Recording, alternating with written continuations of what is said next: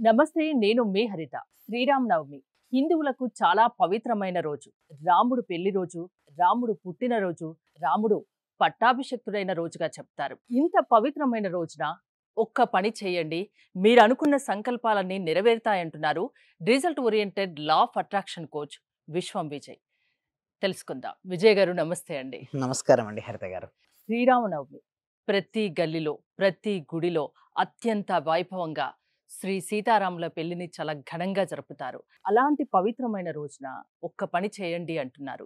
ఏంటది? విశ్వం విజయ్ గారిచే నిర్వహించబడే advance law of attraction class attend అవ్వాలి అనుకుంటే కామెంట్ సెక్షన్ లో ఉన్న గూగుల్ ఫామ్ ని ఫిల్ చేయండి, లేదా డిస్ప్లే అవుతున్న నెంబర్ కి కాల్ చేయండి. ధర్మో రక్షిత రక్షిత యద్భావం తద్భవతి.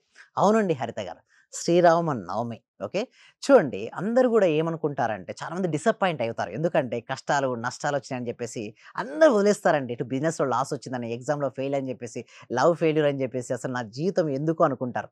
బట్ ఈ ఉదాహరణకు శ్రీరాముని జీవితంలో చూడండి మేడం, అన్నీ కూడా ఎలా ఉంటాయి మేడం.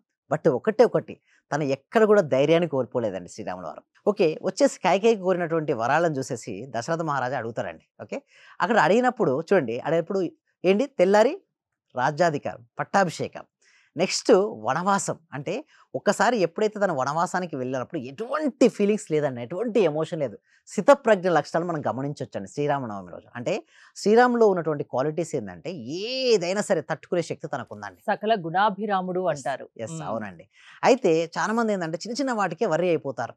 బట్ శ్రీరాముడు అలా కాలేదండి. ఓకే, తెల్లారితే పట్టాభిషేకం లేదు, 14 ఏళ్ల వనవాసం అనేసరికల్లా అందరూ ఏదో అనుకుంటారు. బట్ శ్రీరాముడు నిశ్చలం, స్థితప్రజ్ఞ. కష్టం వచ్చినప్పుడు, నష్టం వచ్చినప్పుడు, భయం వచ్చినప్పుడు, బాధ వచ్చినప్పుడు కృంగిపోకుండా ఎవరైతే సహనంతో ఓకే చిరునవ్వు ముఖంతో ఉంటారో వారిని స్థితప్రజ్ఞ లక్షణాలు అంటారు. స్థితప్రజ్ఞ లక్షణాలు వారికి ఉన్నాయి. బట్ లా ఆఫ్ అట్రాక్షన్ నేను ఏమంటానంటే శ్రీరామనవమి రోజు మీరు అలాంటి లక్షణాలు కలిగి ఉండండి.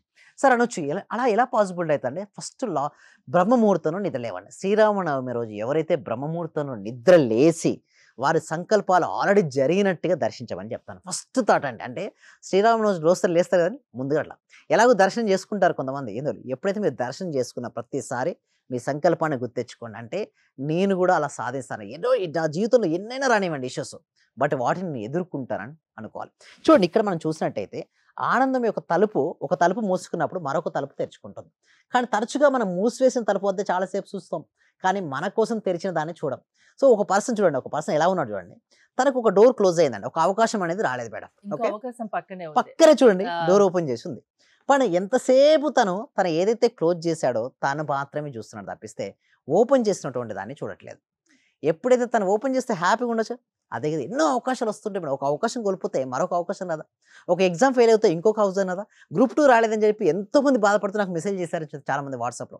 నేను ఒకటే చెప్పాను, గ్రూప్ 2 రాకపోతే గ్రూప్ 1 లేదా ఇంకొక ఆర్ఆర్బీ లేదా ఎస్ఎస్సి లేదా, బట్ అది రాలేదని చెప్పి బాధపడుకుంటూ మాత్రాన ఇంకా అదే జీవితం అది కూడా. అదే ఒక బిజినెస్లో లాస్ అయిందని, డెప్స్ క్లియర్ అయ్యి చూడండి ఎంత బాధపడుకుంటూ కూర్చుంటారు.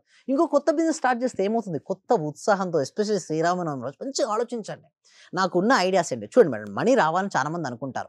మనీ ఎప్పుడు వస్తుంది చెప్పడం, ఏదైనా ఒక నీడ్ ఉంటుంది చూసారా, అంటే అవసరం ఉంటుంది చూసారా, అవసరానికి ఫుల్ఫిల్మెంట్ ఇవ్వండి. అవసరం తెలుసుకొని అవసరానికి మీరు పరిష్కారం చూపించండి. ఏదైనా ఒక ఇష్యూ ఉంది, దానికి సొల్యూషన్ ఇవ్వండి. ఆటోమేటిక్గా అక్కడ మనీ జనరేషన్ అవుతుంది. బట్ ఎవరు కూడా అలా చూసుకోవట్లేదు. బట్ ఎవరైతే చూస్తుంటారో వారి జీవితం మారుతుంది. ఇంకొకటి చూడండి, ఇక్కడ మనం చూసినట్టయితే ఒక పర్సన్ చూడండి, మీరు ఆశించింది మీకు అందకపోవచ్చు, కానీ మీరు చేసిన కృషికి ఫలితం మాత్రం తప్పకుండా లభిస్తుంది. చాలామంది ఏమనుకుంటారంటే నాకు ఇది ఆశించాను, నాకు రావట్లేదని చెప్పేసి అలాగే రిలాక్స్ అవుతారు. లేదండి, కృషి చేయండి. ఎట్లా చూడండి, ఒక పర్సన్ చూడ అలా వెళ్ళిపోయాడు, బట్ కృషి చేస్తే ఈ రోజు కాకపోవచ్చు, బట్ రేపు అనే రోజు రిజల్ట్స్ వస్తాయి. ఒక చోటే ఆగిపోకూడదు, ఎప్పుడు కూడా ఒక చోట అయిపోద్ది మేడం.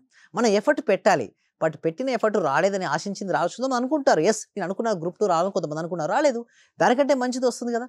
సో ఎప్పుడైనా సరే బీ ఆప్టిమిస్టిక్ నేచర్ అనేది ఉండాలి. ఎస్పెషల్లీ శ్రీరామనవమి రోజు ఆప్టిమిస్టిక్గా ఉండండి. మీ కోరికలు, మీ సంకల్పాన్ని కూడా పేపర్ పై, ఎల్లో కలర్ పేపర్ పైన రెడ్ పెన్తో రాసేసి అక్కడ శ్రీరామనవమి కాకుండా ఆ పాదాల చెంత ఉంచండి. ఎందుకంటే అల్టిమేట్ పవర్ అండి, శ్రీరామ యొక్క శక్తి అమోఘం, అద్భుతం అండి, అనిర్వచనీయం. సో అలాంటి అద్భుతమైన శక్తి మీ లోపలికి రావాలి. చూడండి, ఇక్కడ లా ఆఫ్ అట్రాక్షన్ ఏం చెప్తా అంటే చూడండి, ఎవరెవరు ఏ రూపంలో కొలుస్తారో వారికి ఆ రూపంలో దర్శనమిచ్చి వారికి శక్తిని ప్రసాదిస్తుంది. ఇది గీతలో ఉంది, సాయి చరిత్రలో ఉంది. అదేవిధంగా శ్రీరామనవమి రోజు శ్రీరాముని కదా పూజిస్తుంటారు. అడగండి, మీకు కావాల్సిన దాన్ని పాజిటివ్గా అడగండి.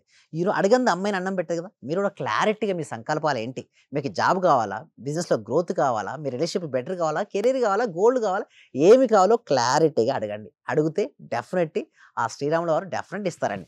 ఒక కొడుకుగా, ఒక భర్తగా, ఒక అన్నగా ఇలా ప్రతి ఒక్కదానికి ఆదర్శప్రాయుడిగా శ్రీరాముడిని చెప్తారు.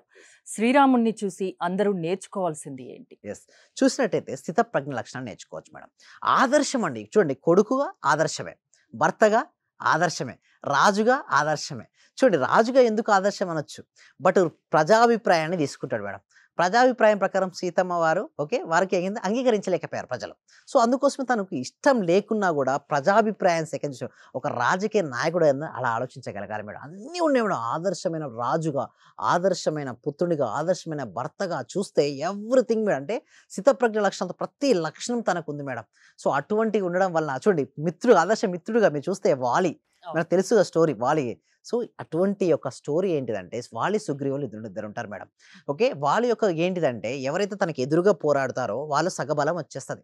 కానీ సుగ్రీవుడు తనకు మిత్రుడు. ఎలాగైనా సరే తన సుగ్రీవుడు తన మిత్రత్వం చేసుకొని తన యొక్క సీత యొక్క జాడ తీసుకుందాం కోసం అక్కడ చేదంటే ఆకర్షణ. నిజం చెప్పాలంటే అక్కడ ధర్మ ప్రకారం ఏంటంటే వాడిది అధర్మం చేయడం, సుగ్రీవుని ధర్మం. కానీ శ్రీరాముల వారు ఏంటి ధర్మపరమే.